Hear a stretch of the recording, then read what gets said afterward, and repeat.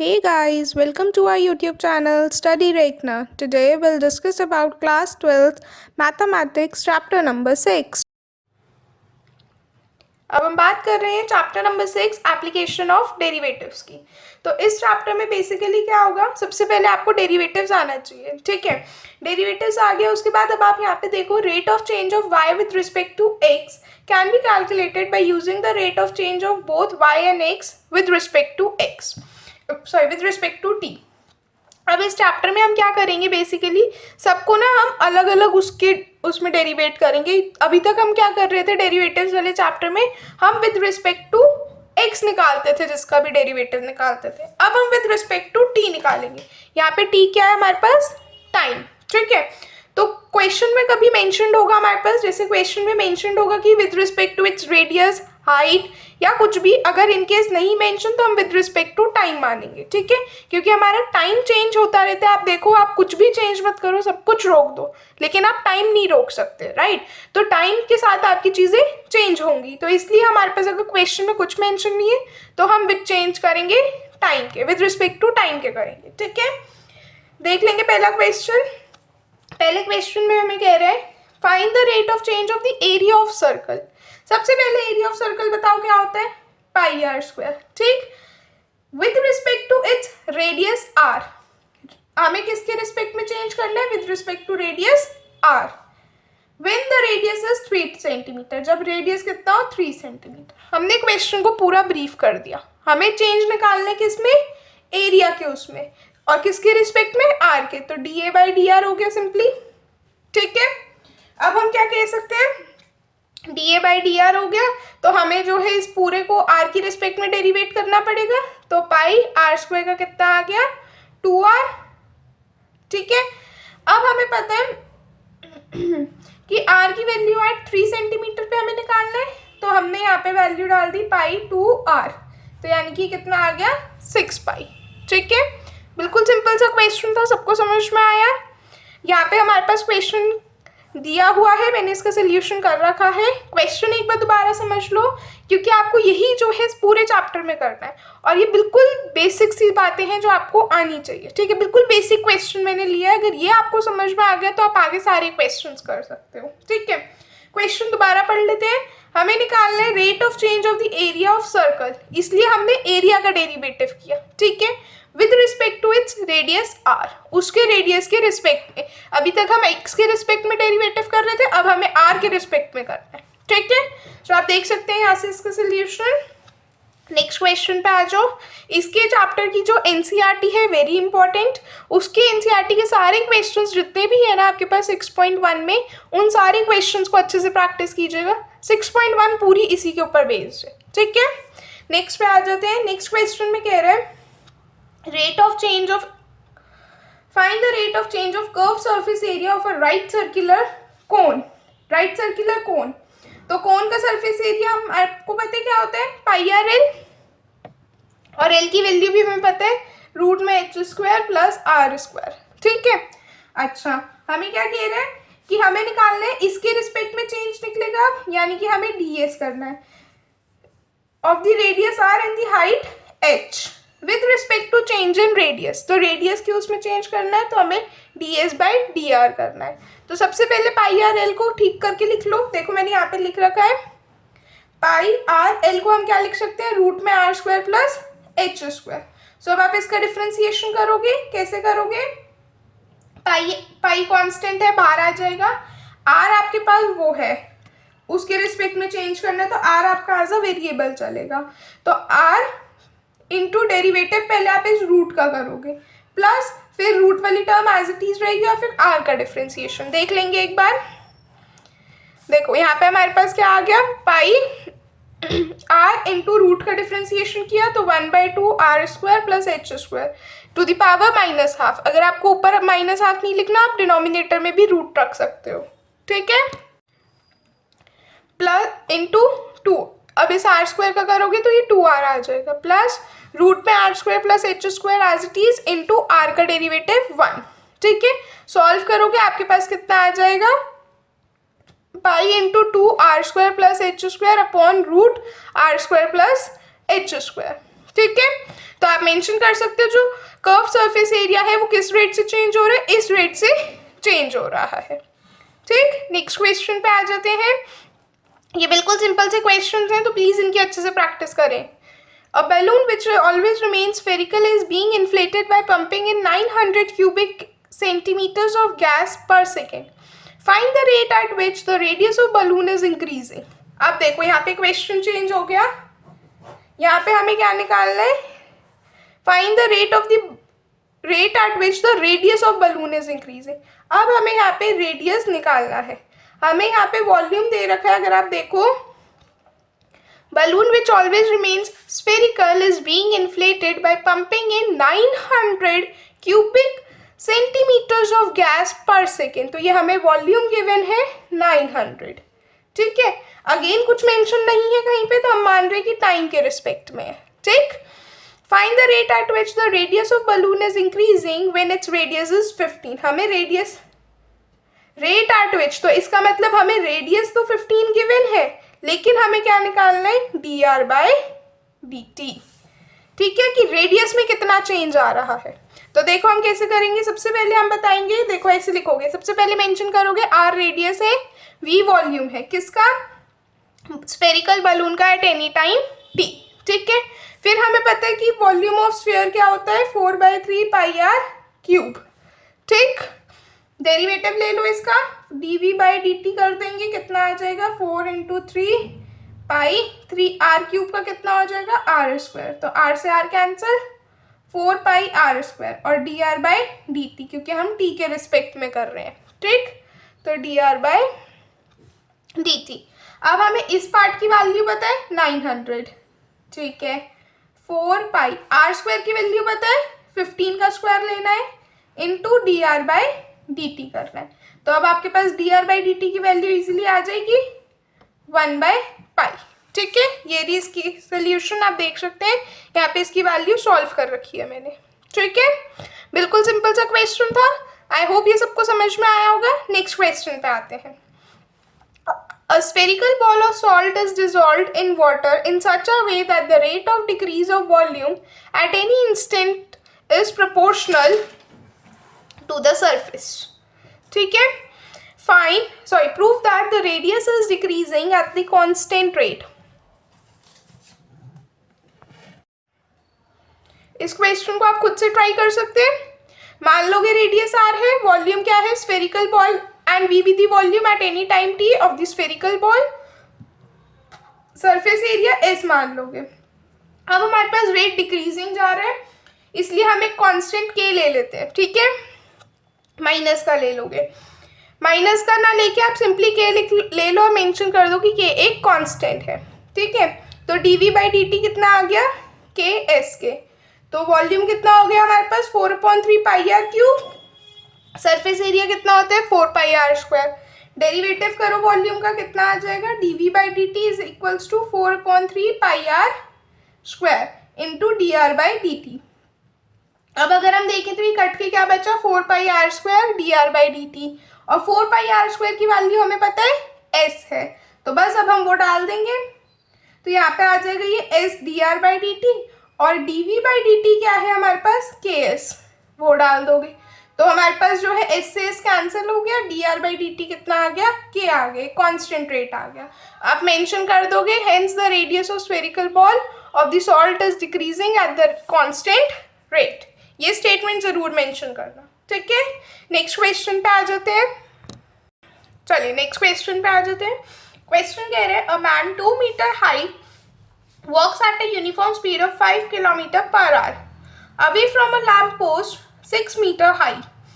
Find the rate at which length of his shadow increases। हमें निकालना है कब उसकी शैडो इंक्रीज हो जाएगी। ठीक है, तो मान लो, देखो मान लेते हैं ये पूरा एक लैम्प पोस्ट है जिसकी हाइट 6 मीटर है। ठीक है, और यहाँ पे एक मैन खड़ा है, अगर कोई मैन यहाँ से यहाँ पे खड़ा है, 6 मीटर का जो है ये लैम्प पोस्ट है, 2 मीटर इस मैन की हाइट है। कंसीडर कर लेते हैं ए बी जो है लैम्प पोस्ट है, सी डी जो है मैन की हाइट है लैम्प पोस्ट से, और इसकी शैडो से यहाँ पे बन रही है पॉइंट एस पे, ठीक। ये वाला साइड एक्स मान लो, इस शैडो जो बनेगी वो हाइट बनेगी, ठीक है। तो अब हम क्या करेंगे, ए बी हमने मान लिया लैम्प पोस्ट की हाइट 6 मीटर, सी डी मान ली man being standing at any time T, X मान लेते हैं distance of the man from the lamp post, और वाई मान लेते हैं Y be the length of the shadow, ठीक है।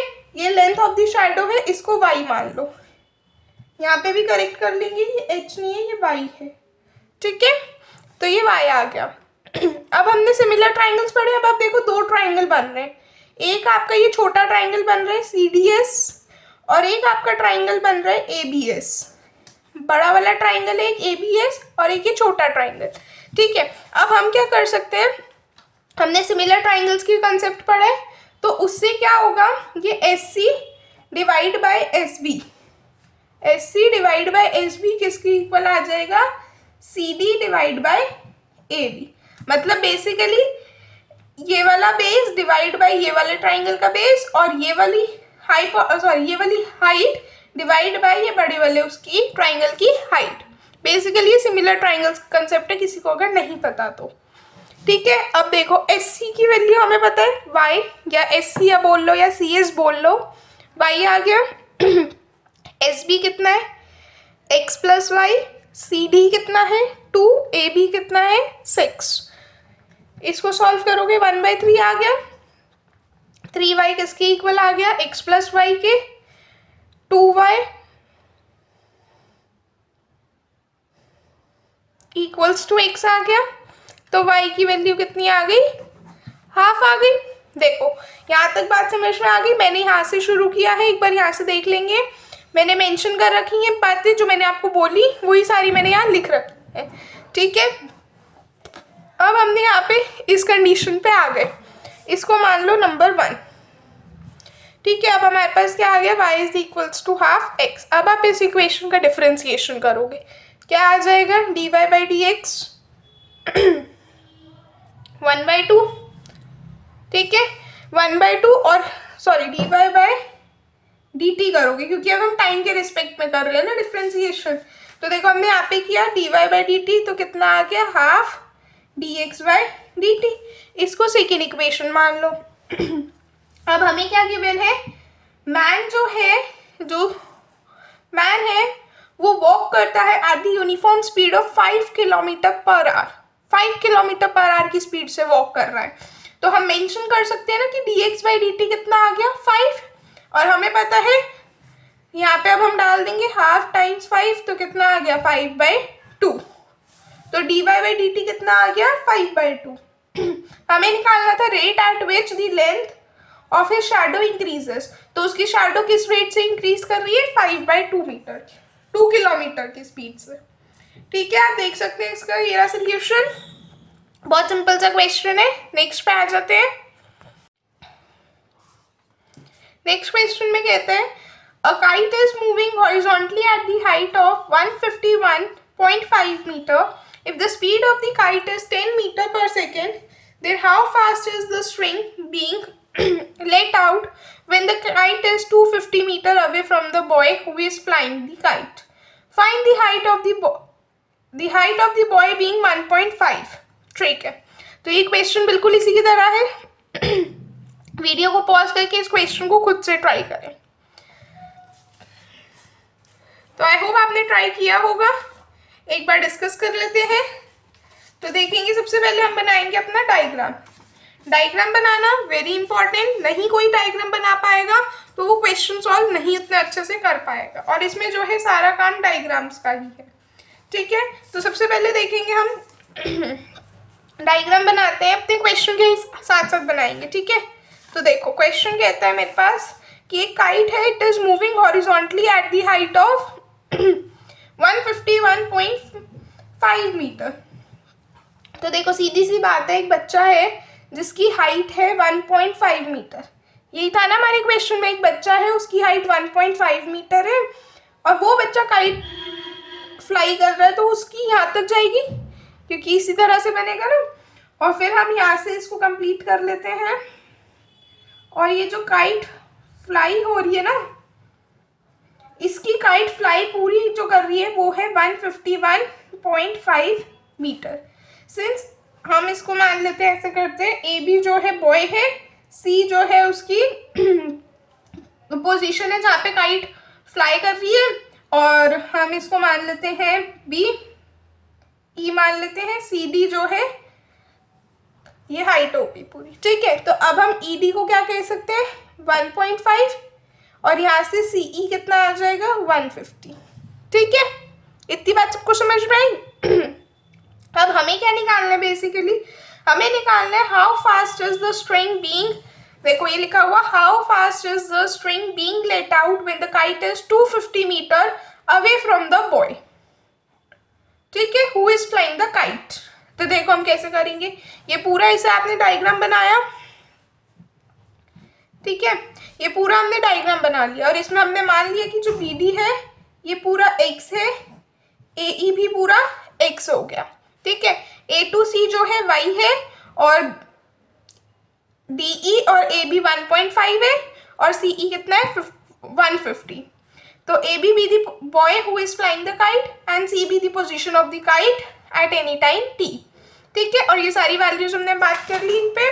अब हम क्या कह सकते हैं कि हमें गिवन क्या है, dx बाई डी टी कितना गिवन है 10 मीटर पर सेकेंड, ठीक है,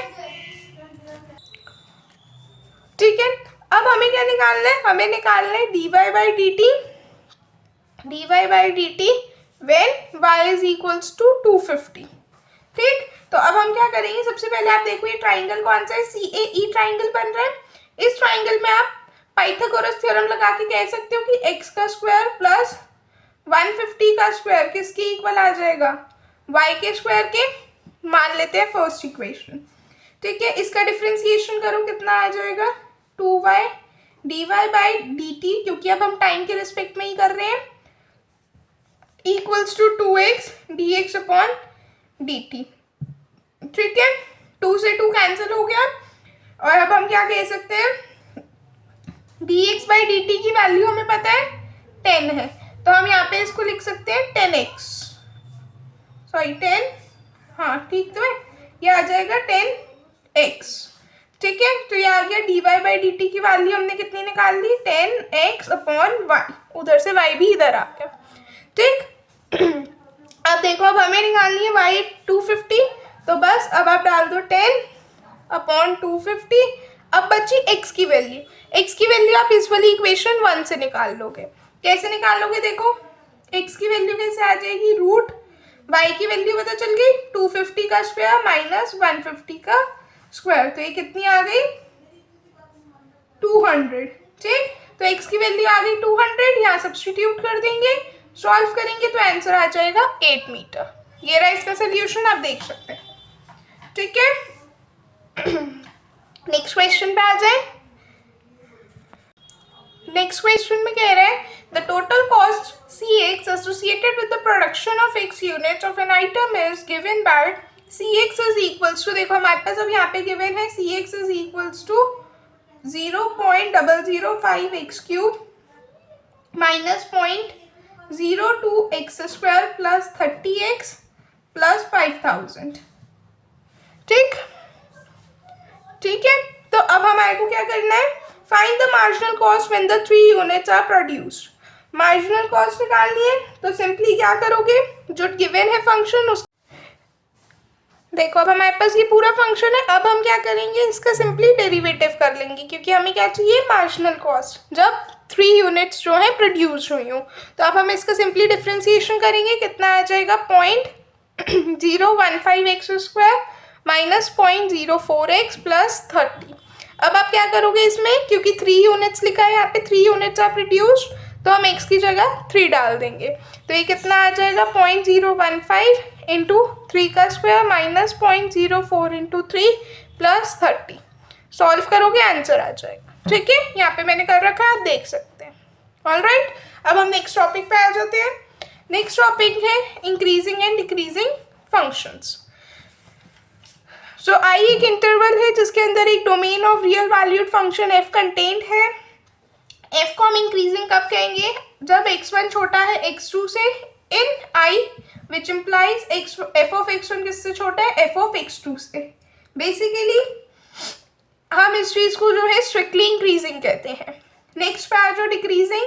अगेन x1 x2 जो है दो वैल्यूज है I में, f of x1 छोटा हो गया f of x2 से। कांस्टेंट के लिए f of x आपका c के इक्वल हो जाएगा। डिक्रीजिंग अगर हमें बताना है तो x1 x2 से छोटा होगा इंटरवल I में, तो इट इम्प्लाइज कि f of x1 बड़ा आ जाएगा किससे, f of x2 से। ठीक है, इतनी सारी बातों का आप कंफ्यूज मत होएं। सिंपल सी एक बेसिक बात याद रखें कि अगर x1 x2 से छोटा है तो it implies f of x1 will be less than और equal to f of x2। ये आपका इंक्रीजिंग के लिए हो गया। ठीक, स्ट्रिक्टली इंक्रीजिंग में हम क्या कहेंगे कि x1 छोटा है x2 से, which implies f of x1 किससे छोटा है, f of x2 से। ये आपका स्ट्रिक्टली इंक्रीजिंग हो गया। तो बस इंक्रीजिंग और स्ट्रिक्टली इंक्रीजिंग याद रख लिया, इसी का सिमिलरली आप डिक्रीजिंग भी कह सकते हैं। ठीक, अब हम क्वेश्चंस देख लेते हैं। क्वेश्चन देख लेते हैं इसी के ऊपर based. Find the interval for which fx is decreasing and increasing. हमारे पास फंक्शन क्या है, माइनस का 2x³ minus 9x square minus का 12x प्लस 1। तो सिंगल डेरिवेटिव कैसे आ जाएगा, माइनस का 6x स्क्वायर माइनस का 18x माइनस 12। हम चाहे तो माइनस 6 कॉमन ले सकते हैं, अंदर आ जाएगा x square plus 3x plus 2।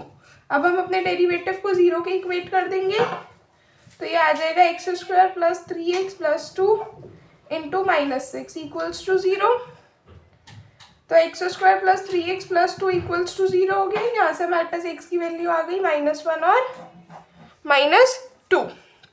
ठीक है, अब हमें क्या दिखाना है कि कौन से इंटरवल पे फंक्शन डिक्रीजिंग है और कौन से इंटरवल पे इंक्रीजिंग।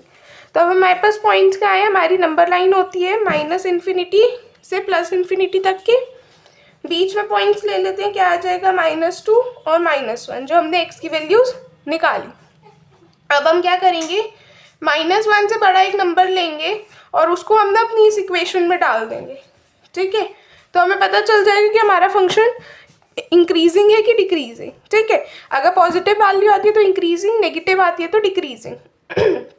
से हमने यहाँ पे डाल दिया 0, क्योंकि -1 से बड़ा होता है 0 और सबसे सिंपलेस्ट नंबर है। तो देखो 0 इंटू 0, यहाँ पे भी आपने 0 डाला, यहाँ पे भी 0, ये खत्म, माइनस का 12 बचा, मतलब हमें आंसर नेगेटिव मिलेगा। ठीक है, ऐसे ही अपने -2 और -1 के बीच में डाला, क्या आ जाएगी वैल्यू, एक बार देख लेते हैं। एट x इक्वल्स टू 0 रखा तो ये फंक्शन बन गया -6 इंटू 0 का स्क्वायर -18 इंटू 0 -12। तो आप इस पार्ट को सॉल्व किया तो 0 आ गया -12। तो ये नेगेटिव आंसर बन गया, यानी कि -1 से बड़े जितने भी नंबर्स होंगे सब में नेगेटिव आंसर होगा इस फंक्शन का। -2 और -1 के बीच पे देख लेते हैं। तो मान लेते हैं कोई एक पॉइंट ले लेते हैं, से -1.5। तो हमने फंक्शन में डाला -1.5 का स्क्वायर -18 इंटू -1.5 -12, कितना आ जाएगा, देखो यहाँ से माइनस का पॉजिटिव हो जाएगा, लेकिन बाहर माइनस है तो ये नेगेटिव आएगा, माइनस माइनस प्लस हो जाएगा, तो पॉजिटिव और यहाँ से minus, plus minus into minus plus minus और माइनस, तो हमें अल्टीमेटली आंसर पॉजिटिव मिलेगा। तो यहाँ पे हमारे पास आंसर क्या आ गया, positive. Minus plus minus minus minus plus, तो हमें एक पॉजिटिव आंसर मिलेगा। अब हम मान लेते हैं -2 से कोई भी एक छोटी वैल्यू रखो, -∞ से -2 के इंटरवल के लिए हम कोई एक छोटी वैल्यू रखेंगे जो -2 से छोटी हो। से हमने रख लिया -3, कितना आ जाएगा, -6 इंटू -3 का स्क्वायर -18 इंटू -3 -12। तो यहाँ से आंसर कितना आ जाएगा, -3 का स्क्वायर प्लस, तो -6 माइनस माइनस प्लस हो जाएगा, से 54। यहाँ से हम लिख लेते हैं 3 का स्क्वायर 9, 9 6 54 और यहाँ से ये माइनस का 12। तो अगर आप देखो माइनस का 12 आया, यानी कि हमें एक नेगेटिव आंसर मिला, तो ये इंटरवल पे नेगेटिव हो जाएगा। तो अब हम कैसे मेंशन करेंगे, हम मेंशन करेंगे कि -1 से इन्फिनिटी तक के इंटरवल पे आंसर डिक्रीजिंग है और यहाँ से -∞ से -2, तो मतलब इन दोनों इंटरवल्स पे डिक्रीजिंग है और जो -2 से -1 का इंटरवल है इस पे इंक्रीजिंग है। देखो हमने यहाँ मेंशन भी कर रखा है, increasing on -2, -1 and decreasing on -∞ से -2 तक और -1 से इन्फिनिटी तक। ठीक है, ऐसी हमारे पास सेकेंड पार्ट है। सेकेंड पार्ट में कह रहे हैं एफ एक्स किसकी इक्वल है, x² इंटू e⁻⁻x। तो हमने सबसे पहले इसका डिफ्रेंसिएशन करना है। हमने डिफ्रेंसिएशन किया तो हमने देखा दोनों में x इंटू e⁻⁻x कॉमन है, हमने कॉमन ले लिया तो हमारे पास क्या बचा, 2 - x। अब आप देखो e⁻⁻x हमेशा पॉजिटिव होगा, ठीक है, तो हम बात कर लेते हैं सिर्फ 2 - x की। ठीक, तो हमने यहाँ पे 2 पॉइंट रखे, एक तो 0 क्योंकि x इक्वल्स टू 0 है। हम बेसिकली क्या करते हैं, अपने फंक्शन को ना 0 की इक्वेट कर देते हैं।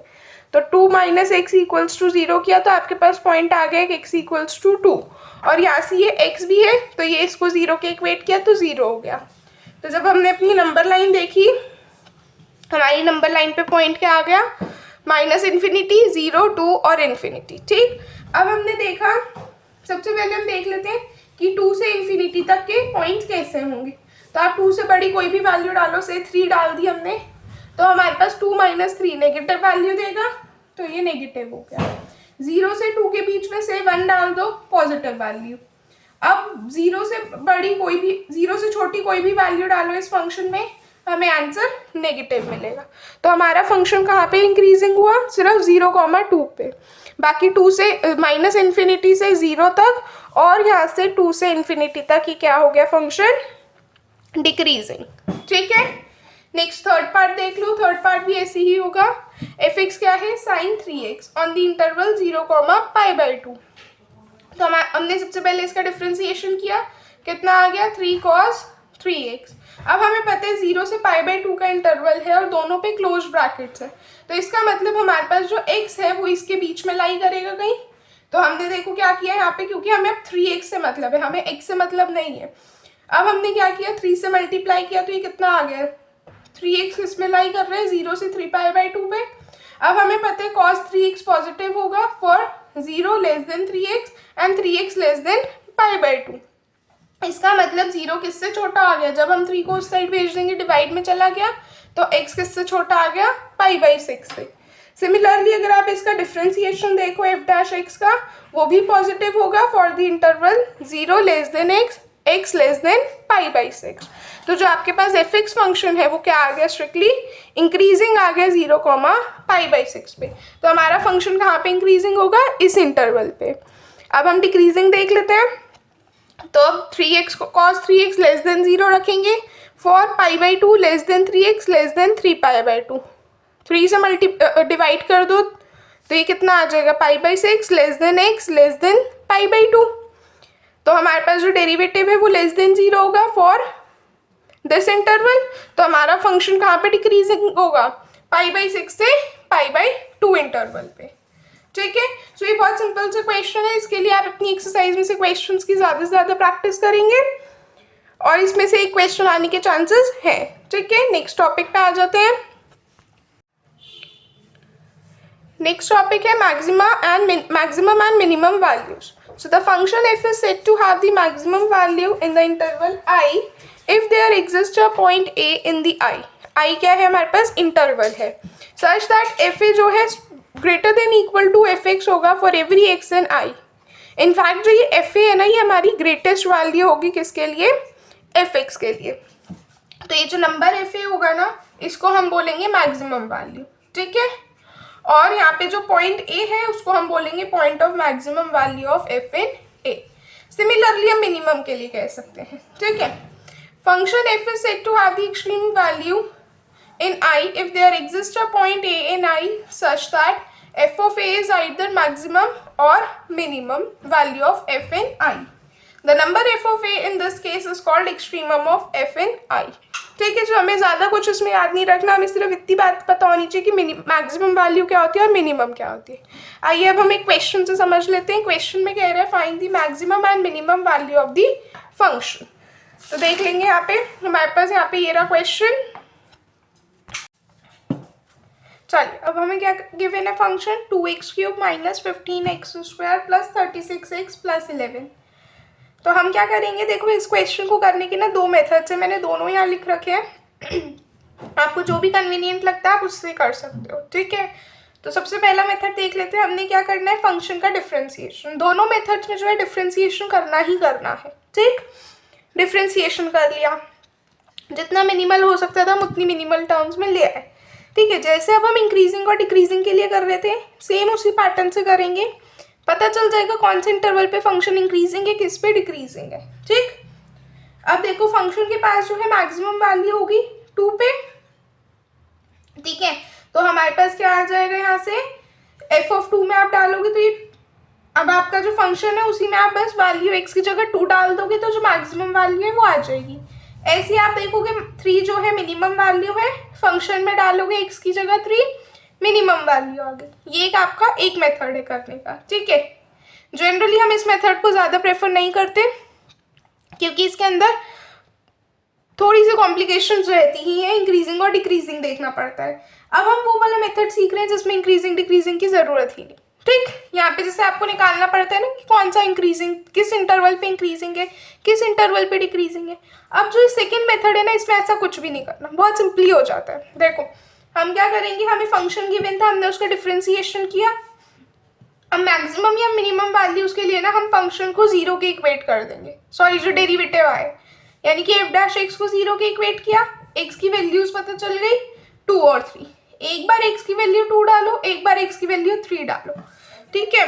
अब अगर आपका देखो इधर, अगर आपका डबल डेरिवेटिव नेगेटिव आ जाता है यानी कि वो लेस देन 0 होता है, तो यानी कि उसने मैक्सिमम वैल्यू ले ली।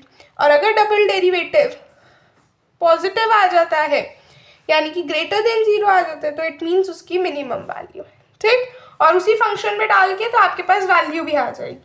देखो एक बार हमने क्या किया, यहाँ पे डबल डेरिवेटिव किया, इसका कितना आ गया 6 × 2x - 5।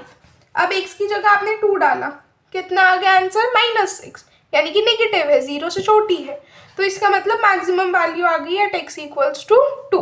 और कितनी आएगी वो आपको फिर से फंक्शन में x की जगह 2 डालना पड़ेगा, ठीक। और मिनिमम वैल्यू के लिए ऐसे करोगे, अब आपने 3 डाली तो आपके पास x पॉजिटिव, आंसर पॉजिटिव आ गया, तो यानी कि मिनिमम वैल्यू आ गई, ठीक। अब अगेन x की जगह 3 डालोगे फंक्शन में तो आपको पता चल जाएगा कि कितनी मिनिमम वैल्यू है, ठीक। नेक्स्ट क्वेश्चन पे आ जाओ, नेक्स्ट वाला पार्ट देख लेते हैं।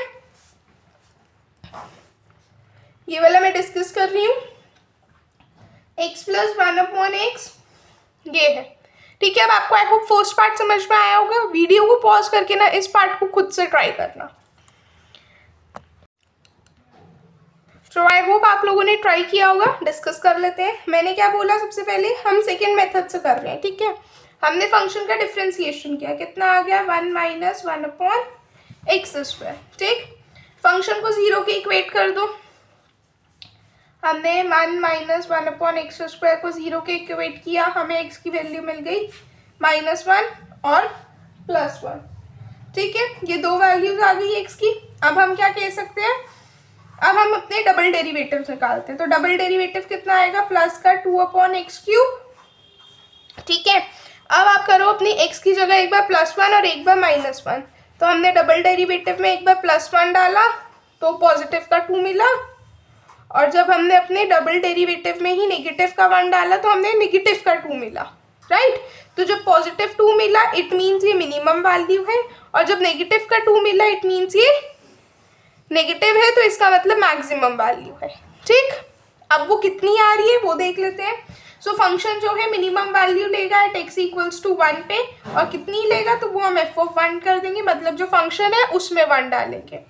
कितना आ गया 1 + 1/1 यानी कि 2, ठीक। और ऐसी मैक्सिमम वैल्यू कब लेगा वो, एट x = -1 पे। कितनी लेगा वो भी बता देते हैं। तो हम अपने जो फंक्शन है उसमें -1 डाल देंगे, कितना आ जाएगा -1 + 1/-1, तो ये आ गया -2, ठीक है। आप देख सकते हैं मैंने ये इसका सोल्यूशन यहाँ पे कर रखा है, ठीक है। किसी को कोई डाउट हो तो आप कमेंट सेक्शन में पूछ सकते हैं। नेक्स्ट टॉपिक पे, नेक्स्ट क्वेश्चन पे आ जाते हैं। नेक्स्ट क्वेश्चन कह रहा है फाइंड द क्रिटिकल और the turning point on the curve y = this, also find the local maxima and local minima values। अब देखो टर्निंग पॉइंट या क्रिटिकल पॉइंट्स देख के कंफ्यूज मत होना। यहाँ पे जो आप हर क्वेश्चन में कर रहे हो ना, f dash x is equals to 0, इसी से आपके क्रिटिकल पॉइंट्स या टर्निंग पॉइंट्स निकलते हैं। जैसे आपने ये निकाले एक्स की +1 या -1, ये आपके क्रिटिकल पॉइंट्स हो गए या टर्निंग पॉइंट्स हो गए। देख लेंगे हमारे पास फंक्शन गिवन है y इक्वल्स टू दिस, तो हम अपने फंक्शन का सबसे पहले डिफ्रेंसिएशन करेंगे। कितना आ गया हमारे पास 3x² - 4x - 4। अब हमने इसका भी से डबल डेरिवेटिव कर दी, क्योंकि अगर हमें आगे लोकल मैक्सिमा और लोकल मिनिमा निकालने में आसानी रहेगी। तो हमने कर दिया यहाँ पे इसका, या मैं एक बार कर ही देती हूँ आपके साथ सॉल्व, ताकि आपको अच्छे से समझ आ जाए। इस टाइप इसके ऊपर बेस्ड एक क्वेश्चन आएगा, तो प्लीज़ ज़रूर प्रैक्टिस करके जाएं और इसको अच्छे से करें। तो हमने इसका सिंगल डेरिवेटिव निकाला, से हम इसको ना एफ डैश एक्स कर लेते हैं। ठीक है, मेंशन कर देना कि आपने y को एफ एक्स की इक्वल ले लिया, तो यहाँ से ये एफ डैश एक्स निकल जाएगा। कितना आएगा F dash x 3x² - 4x - 4। अब हमने क्या करना है, टर्निंग पॉइंट्स बताने, तो एफ डैश एक्स को 0 के इक्वेट कर दो, तो ये आ जाएगा 3x² माइनस का 4x माइनस का 4 इक्वल्स टू 0। तो इट इम्प्लाइज x की वैल्यू आ जाएगी 2 और -2/3। ये दो वैल्यूज आ गई। अब हम अपना डबल डेरिवेटिव निकालेंगे। ठीक, कितना आ जाएगा डबल डेरिवेटिव, इसका निकालोगे ना डेरिवेटिव, तो ये आ जाएगा आपके पास 6x - 4। बस आप एक बार अब 6 × 2 कर दो, एक बार 2 डालो, तो 12 - 4 पॉजिटिव वैल्यू आ रही है, तो हम कह सकते हैं मिनिमम है एट x इक्वल्स टू 2 पे, और -2/3 पे देख लो -4 तो ये नेगेटिव वैल्यू आ रही है, यानी कि मैक्सिमम है। ठीक है, आप एक बार यहाँ से देख सकते हैं, मैंने बहुत क्लियरली मेंशन कर रखा है कि यहाँ से हमारे पास आ गया डबल डेरिवेटिव, क्रिटिकल पॉइंट सबको समझ में आ गए। तो अब हमने एट x इक्वल्स टू 2 पे चेक किया, तो हमारे पास मैक्सिमम वैल्यू, हमारे पास पॉजिटिव वैल्यू है, यानी कि मिनिमम हो गया। तो लोकल मिनिमा हो गया एट x इक्वल्स टू 2, और लोकल मिनिमम वैल्यू कितनी हो गई -9। हमने अपने फंक्शन में ही x की जगह 2 डाल दिया। ठीक है, अब हमने क्या किया, अब हमारे पास दूसरा पॉइंट था -2/3, तो हमने x की जगह क्या डाला -2/3। तो हमारे पास डबल डेरिवेटिव कितना आ गया, ये आ गया, नेगेटिव वैल्यू आ गई, यानी कि लोकल मैक्सिमा एग्जिस्ट करेगा किस पॉइंट पे, -2/3 पे। ठीक, और लोकल मैक्सिमम वैल्यू कितनी आ जाएगी 13/27। कैसे निकाली, अपने फंक्शन में डाल के। ठीक है, सो आई होप ये क्वेश्चन समझ में आया होगा। अब मैं चाहती हूँ वीडियो को पॉज करके आप ये थर्ड वाला क्वेश्चन खुद से ट्राई करें। तो चलिए, आपने ये क्वेश्चन ट्राई किया होगा, एक बार डिस्कस कर लेते हैं। हमारे पास फंक्शन गिवन है, हमने उसका सिंगल डेरिवेटिव किया, तो हमारे पास कितना आ गया, ये आ गया -3x³ - 24x² माइनस का 45x। अब हमने क्रिटिकल पॉइंट्स निकालने हैं, टर्निंग पॉइंट्स निकालने, तो कैसे निकलेंगे, फंक्शन को एफ डैश एक्स को 0 के इक्वेट कर दो, तो आपके पास x की वैल्यू आ गई 0 -3 और -5। अब हमने क्या करना है, डबल डेरिवेटिव किया, डबल डेरिवेटिव कितना आ जाएगा, -3x³ है, उसका आ जाएगा -9x² -24 × 2 हो जाएगा, तो 48x -45। ठीक है, अब हमारे पास तीन वैल्यूज आई हैं, 0 -3 और -5, तो 0 डालेंगे।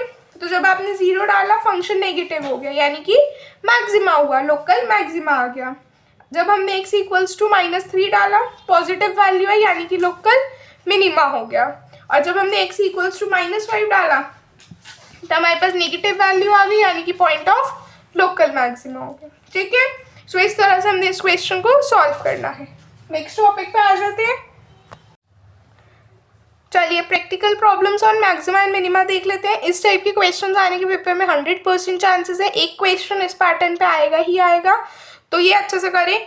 और इसकी जो एनसीईआरटी के क्वेश्चंस है उस पर ज़्यादा ध्यान दें। ठीक है, अगर वो वाले क्वेश्चंस आप अच्छे से कर पाते हैं, फिर आप एक्स्ट्रा क्वेश्चंस की ज़रूर प्रैक्टिस करें, बट मेक श्योर कि आप एनसीईआरटी का हर एक क्वेश्चन अच्छे से कर रहे हो इस टॉपिक से रिलेटेड।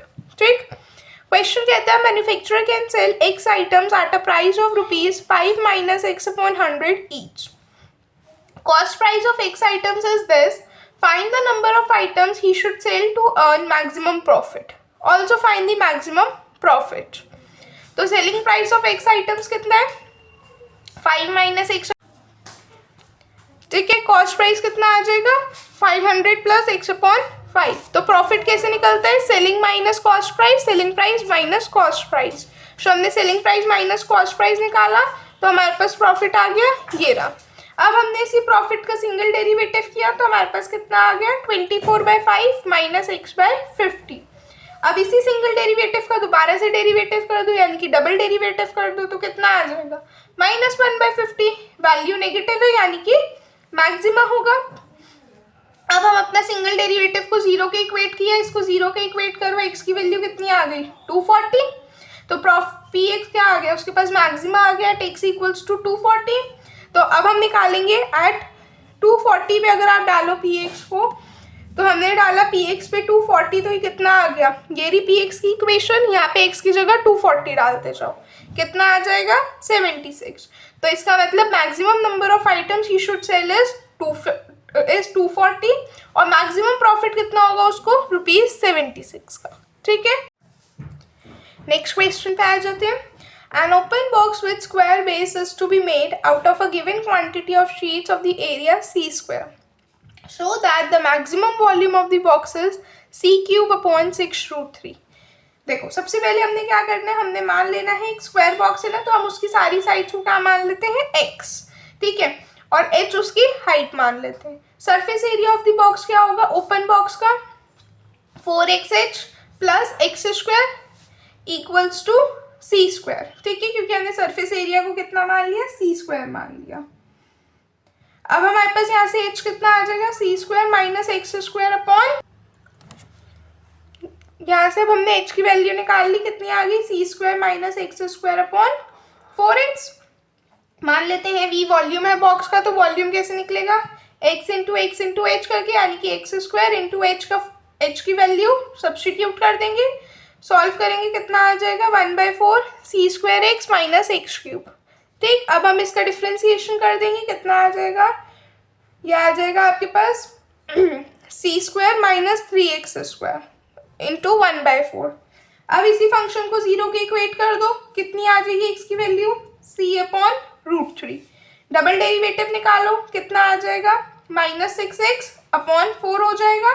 तो यानी कि अब आप इसको सॉल्व सिंप्लीफाई करोगे तो कितना आ जाएगा -3x/2। x की वैल्यू हमें पता चल गई कितनी है c/√3, इस पे सब्सटीट्यूट कर दो तो ये आ जाएगा -6 इंटू c/√3, बार 1/4 है ही।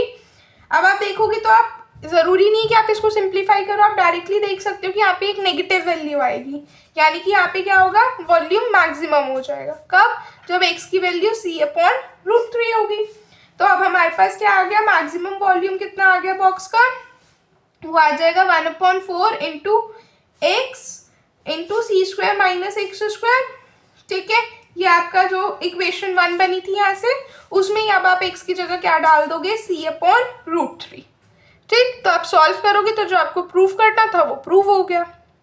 नेक्स्ट क्वेश्चन पे आ जाते हैं। A wire of the length 28 meter is to be cut into 2 pieces. One piece is bent into a circle and the other is bent into square.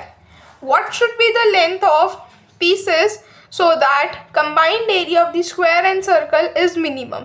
ठीक, तो मतलब एक हमारे पास क्या है, वायर है, उससे दो चीज़ें बनानी है, एक हमें सर्कल बनाना है और एक हमें स्क्वायर बनाना है, ठीक है। तो जब आप उससे सर्कल बनाओगे तो आपको सर्कमफेरेंस चाहिए होगा, यानी कि आपको वहाँ से रेडियस मिलेगा, और जब आपको स्क्वायर बनाना होगा तो आपको पैरामीटर लेना होगा, ठीक है।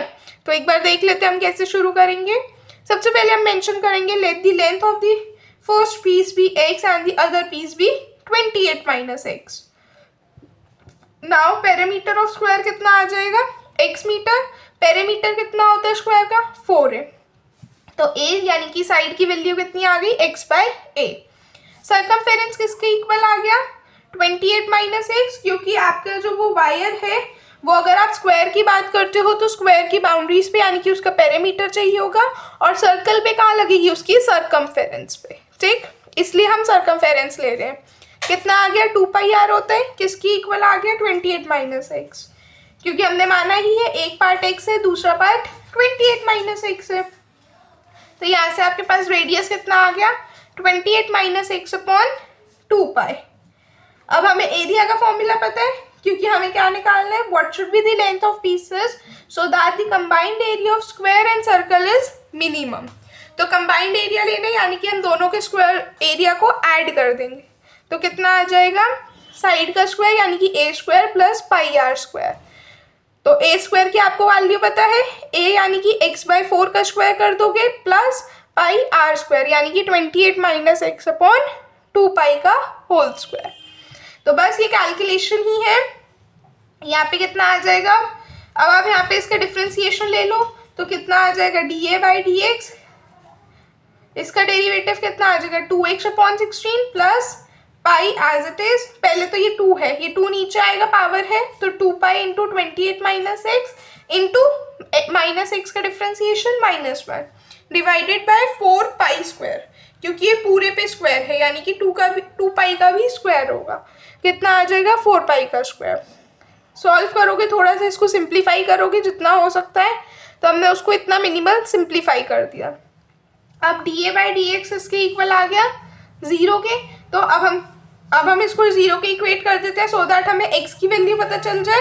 तो हमने इक्वेट किया, सॉल्व किया, x की वैल्यू कितनी आ गई 112 बाई पाई प्लस 4। ठीक है, फिर हमने इसका डबल डेरिवेटिव किया टू चेक कि ये मैक्सिमा आ रहा है मिनिमा, तो ये मिनिमम ही आ रही है वैल्यू। तो बस हमने अब x की वैल्यू एक माना था पीस x है जिसकी वैल्यू 112 अपॉन पाई प्लस 4 आ गई, और एक वैल्यू मानी थी हमने 28 माइनस एक्स, तो 28 माइनस एक्स कर दो, कितना आ जाएगा 28 पाई अपॉन पाई प्लस 4। ठीक है, सिंपल था क्वेश्चन। नेक्स्ट क्वेश्चन पे आ जाते हैं। देखो अब यहाँ पे नहीं, ये सारे ना वर्ड प्रॉब्लम टाइप्स के क्वेश्चन है, तो इसमें बस आपको क्वेश्चन समझ आना चाहिए और उसके बाद तो कुछ भी नहीं है। देखो हम क्या कर रहे हैं, सिंगल डेरिवेटिव निकाल रहे हैं, उसको 0 के इक्वेट कर रहे हैं, x की वैल्यू ले रहे हैं, डबल डेरिवेटिव कर रहे हैं, मैक्सिमा या मिनिमा निकाल रहे हैं।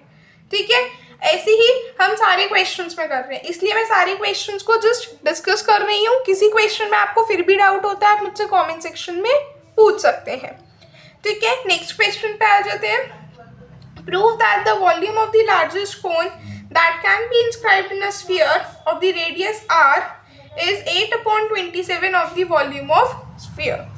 हमें क्या प्रूफ करना है, बेसिकली हमें प्रूफ करना है वॉल्यूम ऑफ कोन किसके इक्वल है, 8 by 27 of the volume of sphere.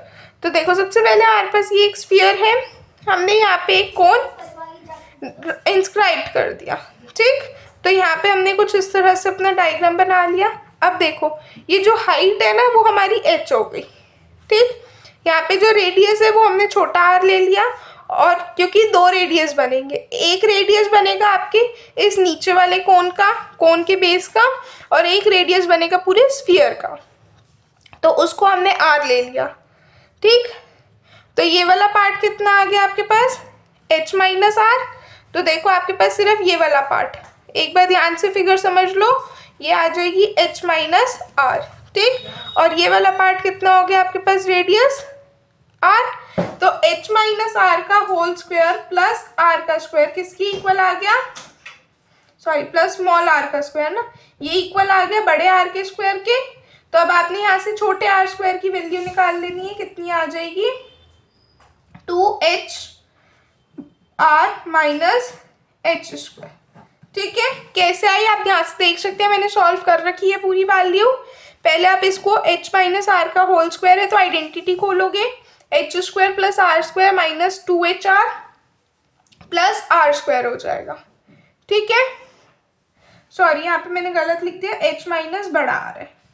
ठीक है, अब हमने ऐसा क्यों किया, हमने ये आर स्क्वायर की वैल्यू क्यों निकाली, जब अभी आप आगे सॉल्व करोगे ना आपको पता चलेगा। देखो सबसे पहले हमारे पास क्या है, वॉल्यूम ऑफ कोन है फिगर, तो हम वॉल्यूम ऑफ कोन क्या कह सकते हैं, वॉल्यूम ऑफ कोन कितना होता है 1/3 पाई आर स्क्वायर h, और कोन का रेडियस क्या है, छोटा r, तो 1/3 इंटू पाई आर स्क्वायर की value 2hr minus h square into h, अंदर मल्टीप्लाई कर दो तो पाई 2h square r minus h cube upon 3। ठीक है, अब आप इसको, ये b हो गया, अब आप इसका डिफ्रेंसिएशन करोगे विद रिस्पेक्ट टू h। ठीक है, तो ये आ जाएगा dv बाई डी एच, कितना आ गया पाई/3 कांस्टेंट है, ये आ गया 2HR माइनस 3H²। ठीक, अब आप इस डेरिवेटिव को 0 के इक्वेट करोगे तो आपके पास रेडियस आ जाएगा 3H/4। ठीक, अब आप इसका डबल डेरिवेटिव करो तो डबल डेरिवेटिव कितना आएगा, d²v/dH²।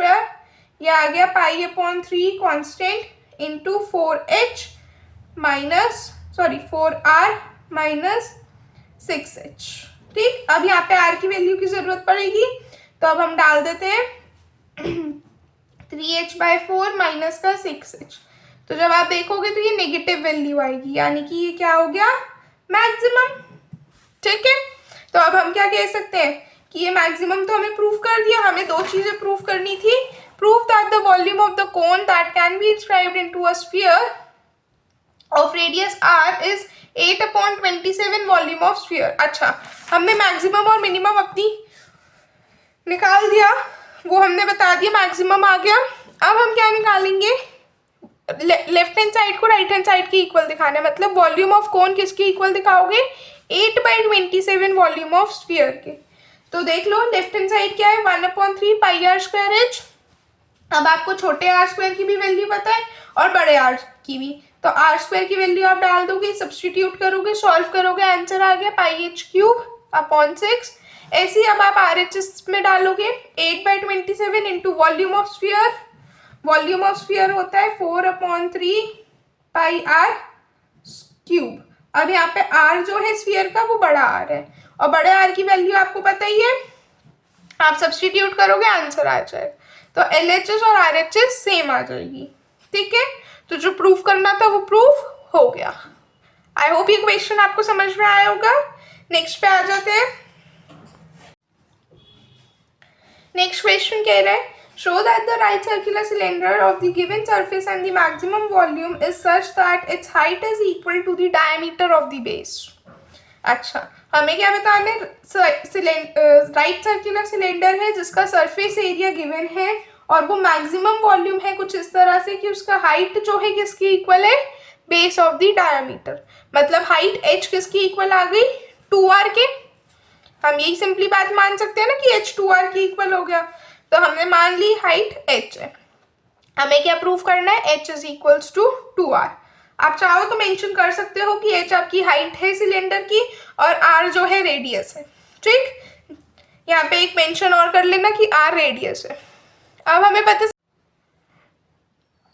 ठीक है, सरफेस एरिया आ गया 2πr² plus 2πrh। Surface area को हम s से डिनोट कर रहे हैं, तो बस यहाँ पे हमने अब इसको h की टर्म्स में निकाल ली वैल्यू। तो वॉल्यूम कितना होता है, πr²h। तो h की वैल्यू हमें पता है, सिंपली डाल दोगे। आप चाहो तो r² की भी निकाल सकते हो, r की भी निकाल सकते हो, बट यहाँ पे दिक्कत ये होगी कि यहाँ पे फिर आगे r² है, तो इससे ना कंफ्यूजन हो जाती है। तो बेटर रहेगा कि आप h की निकालो। ठीक है, तो हमने h की निकाली, सॉल्व किया, जो कैंसिल आउट हो सकता था, मैक्सिमम पॉसिबल था, उसको कैंसिल किया।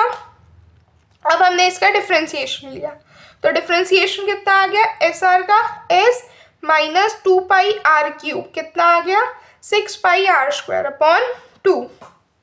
अब इस डेरिवेटिव को 0 के इक्वेट किया, हमारे पास S कितना आ गया, 6πr²। ठीक है, और हमें ये भी बताना था कि ये मैक्सिमम वॉल्यूम है, तो हमने डबल डेरिवेटिव किया। डबल डेरिवेटिव में क्या हो गया, S 0 हो गया, कांस्टेंट माना जाएगा, 6 यानी कि कितना आ गया, माइनस का 12πr/2। तो ये कितना सॉल्व हो गया, क्या आ गया, -6πr। तो ये क्या आ गया, मैक्सिमम आ गया। तो हमने मैक्सिमम वॉल्यूम दिखा दिया। अब हमारे पास सरफेस एरिया की वैल्यू कितनी आ गई, 6πr²। ऊपर से हम उसमें सब्स्टिट्यूट कर सकते हैं अपनी इक्वेशन में, 2πr² प्लस 2πrh होता है, s को हम लिख सकते हैं। तो 2πrh किसकी इक्वल आ गया, 4πr² के। तो इट इम्प्लाइज h कितना आ गया, 2r। ठीक, तो जो प्रूफ करना था पार्ट वो प्रूव हो गया। नेक्स्ट क्वेश्चन पे आ जाते हैं। नेक्स्ट में कह रहा है कि if the cost function of the article manufactured by a company is given by cx is equals to this, then find the marginal cost and the average cost is minimum. देखो इस type के question के लिए ना ये एक basic सी बात है जो याद रखनी है आपने, कि marginal cost is given by M C is equals to derivative d C upon d x, ठीक है, जहाँ पे सी एक्स क्या होगा, डेरिवेटिव करना है हमें सी एक्स का, सी एक्स आपका एक कॉस्ट फंक्शन होगा, ठीक है। और जब हमें एवरेज निकालना है तो कैसे निकलेगा, ए सी करके, यानी कि सी एक्स अपॉन एक्स कर देंगे। और जब हमें मार्जिनल रेवेन्यू चाहिए तो हम करेंगे आर एक्स का डिफ्रेंसिएशन, ठीक। तो जब ये आप क्वेश्चन करोगे ना तो आपको ज़्यादा अच्छे से समझ आएगा। देखो हमने क्या गिवन है, सी एक्स गिवन है, तो हमने उसका डिफ्रेंसिएशन किया सिंपली, तो कितना आ गया 300 minus 20x plus x square, ठीक। तो हमने अब इसका डिफ्रेंसिएशन कर लेना, ये हमारे पास मार्जिनल कॉस्ट आ गई, तो हमने इसका डिफ्रेंसिएशन किया, कितना आ गया -20 प्लस 2x। अब हम इसका डबल डेरिवेटिव कर देंगे तो ये 2 आ गया, यानी कि पॉजिटिव आ गया, यानी कि मिनिमम हो गया, ठीक है। First part done. अब हमें दिखाना है एवरेज कॉस्ट इज मिनिमम, ठीक है। और यहाँ पे ये भी मेंशन कर दोगे कि जो जब अपना सिंगल डेरिवेटिव को 0 के इक्वेट करोगे तो x की वैल्यू 10 आ जाएगी, तो यानी कि आप क्या कह सकते हो कि MC जो है मिनिमम आ गया जब x की वैल्यू 10 होगी, ठीक है। ऐसे अब हम आ जाते हैं एवरेज कॉस्ट पे। देखो हमने क्या किया, CX अपॉन एक्स कर दिया, तो ये आ गया। जब आपने इसमें ये अपनी CX वाला फंक्शन रखा, डिवाइड बाय x किया, तो आपने क्या फंक्शन मिलेगा आपको, ये वाला। अब हमने इसका डिफ्रेंसिएशन करना है, कितना आ जाएगा -10 प्लस 2/3 x हो जाएगा। अब इसका दोबारा डेरिवेटिव कर दो तो कितना आ जाएगा 2/3। तो हम क्या करेंगे, अब अपने फंक्शन को जब 0 के इक्वेट करोगे तो x की वैल्यू कितनी आ जाएगी 15। तो अगेन AC मिनिमम आ जाएगा जब x की वैल्यू 15 होगी, ठीक है। नेक्स्ट क्वेश्चन पे आ जाते हैं। Find the distance of the point C from the parabola y is equals to x square. तो ये भी सिंपल सा क्वेश्चन है। देखो हमारे पास यहाँ पे ना ये एक पैराबोला है, ठीक है, यहाँ पे एक पॉइंट है P, C एक पॉइंट है 0, C पे। तो अब हमें इसके बीच का डिस्टेंस निकालना है। कैसे निकालेंगे, P मान लेंगे कोई एक पॉइंट है पैराबोला पे, y is equals to x square. तो आप इसका डिस्टेंस निकालो डिस्टेंस फॉर्मूला से। सो जब आप डिस्टेंस फॉर्मूला लगाओगे तो ये आ जाएगा, रूट है, स्क्वायरिंग कर दोगे दोनों तरफ सो दैट ये रूट हट जाए। कितना आ जाएगा, CP का square equals to y square minus 2C minus 1 into y plus C square. अब हम क्या करेंगे, अब हम इसको जो है FY मान लेंगे सो दैट हमारे को आगे लिखना इजी रहे। तो हमारे पास f(y) कितना आ गया, ये फंक्शन, इसका सिंगल डेरिवेटिव करोगे, y के रिस्पेक्ट में ही करोगे, फिर कितना आ जाएगा आपके पास 2y minus 2C minus 1 plus C square का जो है 0 हो जाएगा। डबल डेरिवेटिव किया, कितना आ गया 2। सिंगल डेरिवेटिव को 0 के इक्वेट किया तो y की वैल्यू आ जाएगी कितनी, 2C माइनस 1/2। डबल डेरिवेटिव आपने रखा 2 यानी कि पॉजिटिव वैल्यू है तो आपको मिनिमम मिलेगा फंक्शन, तो फंक्शन मिनिमम हो जाएगी जब वैल्यू y की कितनी आ जाएगी 2C माइनस 1/2। इसका मतलब जो आपका डिस्टेंस है CP वो मिनिमम हो जाएगा जब y की वैल्यू 2C माइनस 1/2 है। और मिनिमम वैल्यू क्या हो जाएगी इसकी, जो आपके पास रूट में हाफ से आया था ना डिस्टेंस, इसमें अब आप जो है अपनी वैल्यू सब्सटीट्यूट कर दोगे y की जगह 2C माइनस 1/2, तो आपको जो आंसर है वो मिल जाएगा, ठीक है। आप देख सकते हैं ये रहा इसका कंप्लीट सोल्यूशन। आई होप आपको आज का लेक्चर पसंद आया होगा। कोई डाउट्स है आप कमेंट सेक्शन में पूछ सकते हैं। नेक्स्ट टॉपिक के लिए बने रहें, तब तक के लिए चैनल को लाइक करें, शेयर करें और सब्सक्राइब करें। Thank you everyone.